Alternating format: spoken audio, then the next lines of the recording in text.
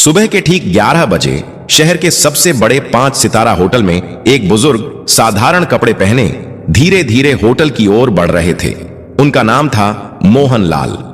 उनके हाथ में एक पुराना सा झोला था, लेकिन जैसे ही वह होटल के गेट पर पहुंचे, गार्ड के माथे पर तुरंत शिकन आ गई। गार्ड ने सामने आकर रास्ता रोकते हुए कहा, बाबा, आप यहां कहां आ गए? क्या काम है आपका यहां? मोहन लाल ने हल्की मुस्कान के साथ कहा, बेटा, मेरी यहां बुकिंग है, बस उसी के बारे में पूछना था। गार्ड ने हंसते हुए अपनी साथी से कहा, अरे देखो तो, बाबा कह रहे हैं इनकी यहां बुकिंग है। गार्ड ने फिर मोहन लाल से कहा, बाबा देखो, आपसे जरूर कोई गलती हुई है। शायद आपको किसी ने गलत पता दे दिया है, क्योंकि यह होटल बहुत ही लग्जरी है। बड़े बड़े बाबू लोग आते हैं यहां, कोई आम आदमी इसको अफोर्ड नहीं कर सकता। इतने में होटल की रिसेप्शनिस्ट प्रिया सक्सेना ने यह बातचीत सुन ली। उसने अपनी नजरें मोहन लाल पर डाली, सिर से पांव तक उन्हें देखा और होंठों पर हल्की मुस्कान तैर गई। वह मुस्कान स्वागत की नहीं, बल्कि ताने और उपेक्षा की थी। प्रिया ने कहा, बाबा, मुझे नहीं लगता कि आपकी कोई बुकिंग इस होटल में होगी। यह होटल बहुत महंगा है, शायद आप गलत जगह आ गए हैं। मोहन लाल ने उसी सहजता से जवाब दिया, बेटी, एक बार चेक तो कर लो, शायद मेरी बुकिंग यहीं हो। प्रिया ने लापरवाही से कंधे उचकाए और कहा, ठीक है बाबा, इसमें समय लगेगा, आप वेटिंग एरिया में जाकर बैठ जाइए। मोहन लाल ने सिर हिलाया और धीरे धीरे वेटिंग एरिया की ओर बढ़े। लॉबी में मौजूद कई गेस्ट उन्हें अजीब नजरों से घूर रहे थे।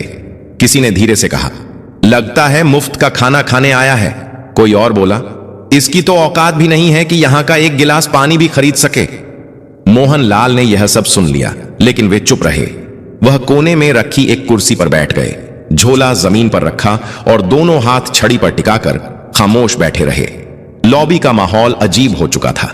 लोग चाय और कॉफी की चुस्कियां लेते हुए उन्हीं की तरफ इशारा करके बातें बना रहे थे। किसी छोटे बच्चे ने अपनी मां से मासूमियत से पूछा, मम्मी, ये बाबा यहां क्यों बैठे हैं? ये तो होटल वाले जैसे नहीं दिखते। मां बच्चे से बोली, बेटा, सब किस्मत की मार है। जब किस्मत साथ ना दे तो हर किसी की सुननी पड़ती है।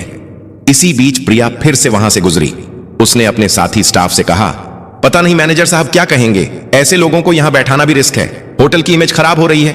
साथी ने हंसते हुए कहा, कोई बात नहीं, कुछ देर बाद यह खुद ही उठकर चला जाएगा। मोहन लाल यह सब सुन रहे थे, पर वह एक शब्द न कह सके। वह सिर्फ इंतजार कर रहे थे कि कोई उनकी बात सुने। 1 घंटे तक वह यूं ही बैठे रहे, कभी घड़ी देखते, कभी रिसेप्शन की तरफ नजर डालते। उन्हें उम्मीद थी कि कोई आएगा और कहेगा, हां बाबा, आपकी बुकिंग है, लेकिन ऐसा नहीं हुआ। मोहन लाल ने धीरे से कुर्सी का सहारा लिया और खड़े हो गए।